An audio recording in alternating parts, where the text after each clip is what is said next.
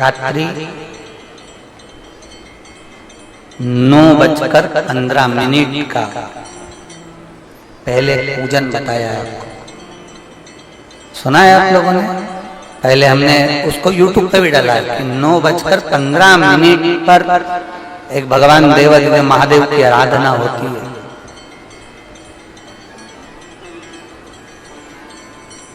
ये कोई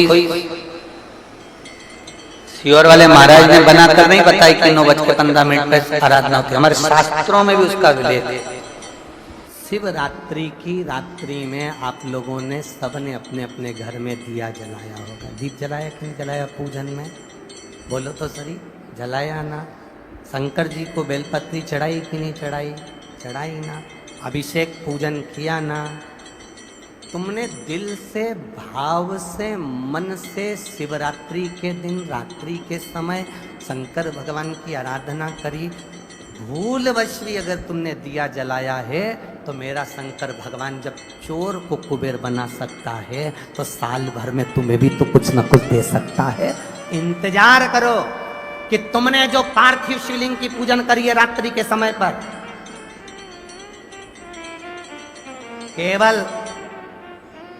पार्थिव शिवलिंग की पूजन रात को नहीं होती है, पर केवल शिवरात्रि, हरतालिका तीज, छोटी तीज, बड़ी तीज, अन्य जो त्यौहार होते हैं, सोमवार की अष्टमी आदि आदि जो उत्सव होते हैं, इसमें शिवरात्रि की रात्रि में, उसका मतलब ही शिवरात्रि है। रात के समय पर आप अभिषेक करो, पूजन करो, अर्चना करो।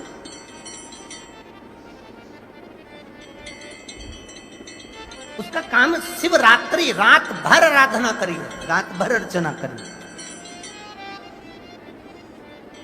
चढ़े हुए जल को जब आप थोड़ा सा लेकर आते हो, आपको बताया था ना कि खाली लोटा नहीं लाना चाहिए, खाली कलश शंकर जी के मंदिर से वापस नहीं लाना। शंकर भगवान को जल चढ़ाया, चढ़ाने के बाद थोड़ा सा जल हाथ में या कटोरी में या कलश में झेल लिया, भले 2 बूंद लाओ पर अपने घर पर लेकर आओ। उस 2 बूंद जल का भी स्पर्श कलश के अंदर हाथ की 3 उंगलियां लगाकर अगर त्रिशूल पर टच कर कर मात्र आपने उस कलश के अंदर लगा दिया और वो जल भी आपने अपने घर पर छोड़ दिया, छीट दिया या उसका आचमन मात्र हो गया, तो व्यक्ति का यश बढ़ना अपने आप प्रारंभ हो जाता है। उसकी यश की प्राप्ति उसको होने लगती,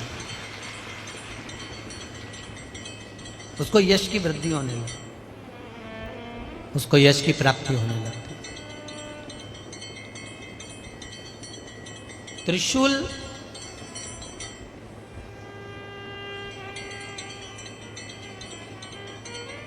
का दान, त्रिशूल का स्पर्श,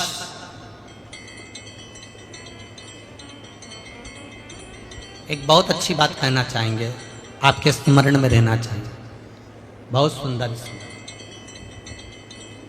कभी अगर मौका लगे, कभी अगर मौका लगे, और शंकर भगवान का बहुत सुंदर श्रृंगार हो गया, बहुत सुंदर श्रृंगार हो गया, और शिव जी पे माला भी बहुत अच्छी चढ़ी है, बेलपत्र भी अच्छी चढ़ी है, धतूरा भी अच्छा चढ़ा हुआ है, फूल भी अच्छे चढ़े हुए हैं, और आपने देख लिया शिव जी का बहुत अच्छा श्रृंगार हो गया, और तुम्हें कभी मौका लग जाए ऐसा,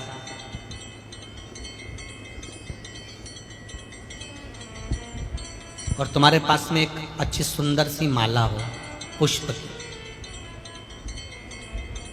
तो आप पुजारी जी को या पंडित जी को कह दो, या पंडित जी मान नहीं हो, शिव जी का अच्छा श्रृंगार हो गया हो, तो वो माला केवल त्रिशूल की, जो त्रिशूल है उस त्रिशूल पर ही उस माला को अगर आपने केवल टांगी दिया तो भी आप उन्नति की सीढ़ी पर आगे बढ़ना प्रारंभ कर देते हो।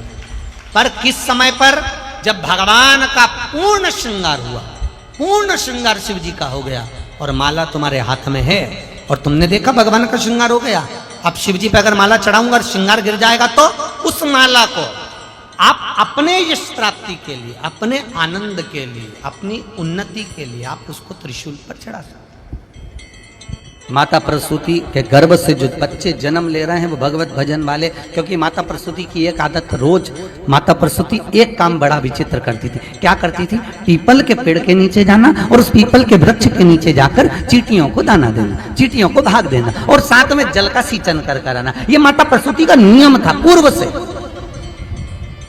अच्छा, कई लोग कहते हैं महाराज जी आप हमेशा पीपल के पेड़ की पूजन, कहीं समी के पेड़ की पूजन, कहीं बेलपत्री के पेड़ की पूजन, कहीं ना कहीं आप पूजन का विधान बताते रहते हो। ये पूजन का विधान अगर हम पढ़ें तो किस पुस्तक में पढ़ें? तो भैया स्कंद पुराण में से निकाल लो, सारी पुस्तकों का भाव मिल जाएगा आपको।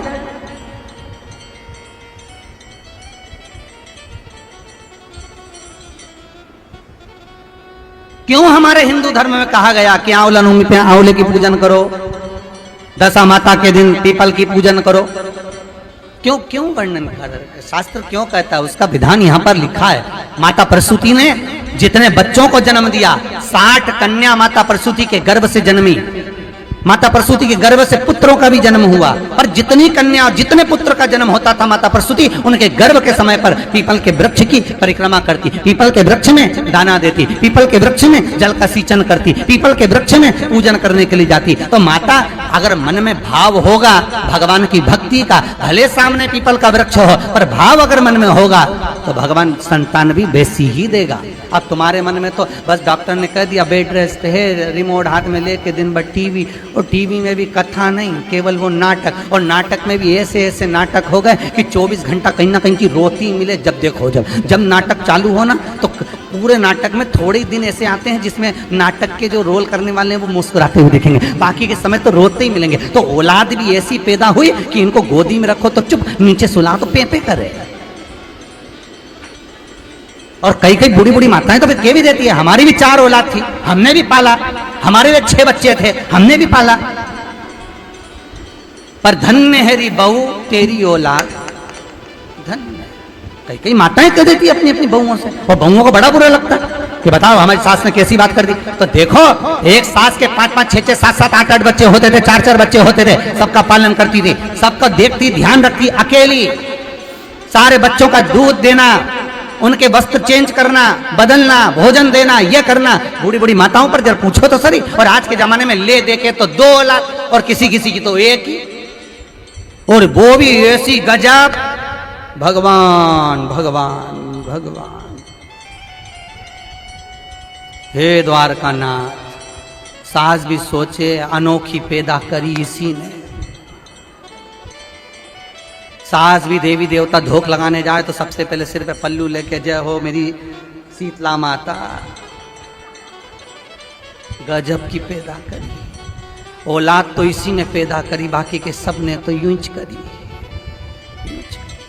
इसी की हुई।